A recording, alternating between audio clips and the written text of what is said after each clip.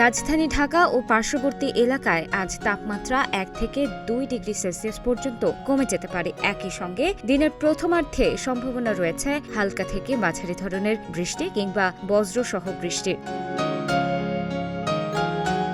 ২৮ জুলাই সোমবার আবহাওয়া অধিদপ্তরের ঝড় সতর্কীকরণ কেন্দ্র থেকে দেওয়া সকাল ৭টা থেকে পরবর্তী ৬ ঘণ্টার পূর্বাভাসে এ তথ্য জানানো হয়েছে।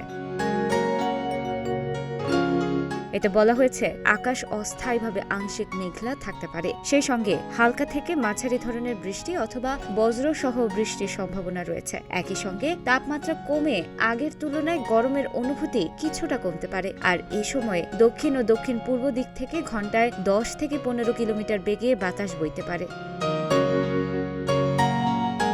অন্যদিকে আগামী ৫ দিনের মধ্যে সারা দেশে বৃষ্টিপাতের প্রবণতা বাড়তে পারে বলেও জানিয়েছে বাংলাদেশ আবহাওয়া অধিদপ্তর। রবিবার রাতে দেওয়া আবহাওয়া বার্তা অনুযায়ী সোমবার সন্ধ্যা ৬টার মধ্যে খুলনা ও সিলেট বিভাগের অধিকাংশ জায়গায় এবং রংপুর, রাজশাহী, ময়মনসিংহ, বরিশাল, ঢাকা ও চট্টগ্রাম বিভাগের অনেক জায়গায় অস্থায়ীভাবে দমকা হাওয়া সহ হালকা থেকে মাঝারি ধরনের বৃষ্টি বা বজ্রবৃষ্টি সহ বৃষ্টি হতে পারে। সেই সঙ্গে খুলনা ও সিলেট বিভাগের কোথাও কোথাও মাঝারি ধরনের ভারী থেকে ভারী বর্ষণ হতে পারে। সারা দেশে দিন এবং রাতের তাপমাত্রা সামান্য কমতে পারে।